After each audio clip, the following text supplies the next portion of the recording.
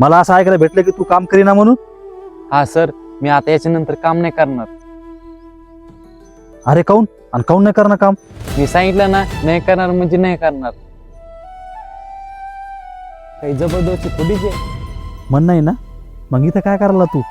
चल निघ इथून. मी इथं यासाठी बसलो, इथं जर कोणी जरी आलं ना, मी त्याला काम करून नाही देणार. ए जरा तोंड सांभाळून बोल. काय केलं मी तुला? काय बिघडलं? तुम्ही आपल्या गेल्या 2 महिन्यापासून पगार नाही दिली. मॅडमला म्हणलो तर पैसे द्या, ते म्हणते आमच्या मालकाची तब्येत खराब आहे. कल्पना काय म्हणाला ह्यो? तो याची पगार नाही केली? अहो मी यांना पैसे देते, हे खोटं बोलायला लागले. तर तुम्हाला तर माहिती आहे पैशाला किती लालची इथं. जरा लाज वाटू द्या मालकीन बाई, तुम्हाला पण लेकर ना आम्हाला पण लेकर आहे. तुम्ही आमची गरिबी समजून घ्यायला पाहिजे. तुम्ही गेल्या 2 महिन्यापासून आमची पगारच नाही केली. हे बघा साहेब, मला नाही वाटत तुमच्या दोघांमध्ये भांडणं व्हावं म्हणून, पण खरं तर हे पण मला तर पैसेच भेटत नाही. पण असं होऊ शकतं, मालकीन बाईला तुम्ही पैसे देतात पण मालकीन बाई आम्हाला पैसे देत नाही. अरे काय बोलायला लागलं तू? हे मी तर तुला पैसे देते ना. अहो मी या रोजंदाराला चांगलं ओळखीते, मी यांना पैसे देते, पण हे नाटकं करते तर. मग हे सांगायला काय आणि काम करून करीना? हा ठीक आहे, नाही दिले मी पैसे. कल्पना तू पागल बिगल झाली काय? काऊन नाही दिले यांचे पैसे?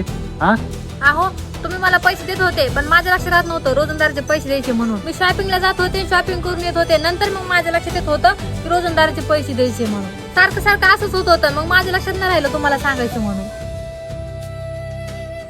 तो तोंड बंद कर नाहीतर. अरे नाही नाही साहेब, हाण नका, नाहीतर लय पाप लागते. अरे यार मी कधीच बायकोला मारित नाही, पण तू आता पाहिलं ना केवढी मोठी गलती केली. तू गलती केली ना तर माफी माग त्याची. अहो मला माफ करा, मी माझ्या लाईफ मध्ये लय बिझी होते, तर मी तुम्हाला समजू शकले नाही.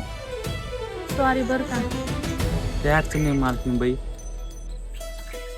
बरं ठीक आहे, तुझ्या 2 महिन्याची पगारून जास्त पैसे घरी आणून देतो. धन्यवाद साहेब, तुम्ही आपलं 2 महिन्यांनी जास्त पैसे काम केलं ना, ते मला लय गरज होती. अरे नाही नाही, मला सगळं माहिती आहे. मला तुझ्या बोलणंच कळत होतं तुला पैशात जास्त गरज होती, म्हणून मी दिले. आणि हा, हिनं लय मोठी गलती केली, तिच्याकडून मी माफी मागतो. आता याच्यानंतर अशी गलती गावात नाही झाली पाहिजे.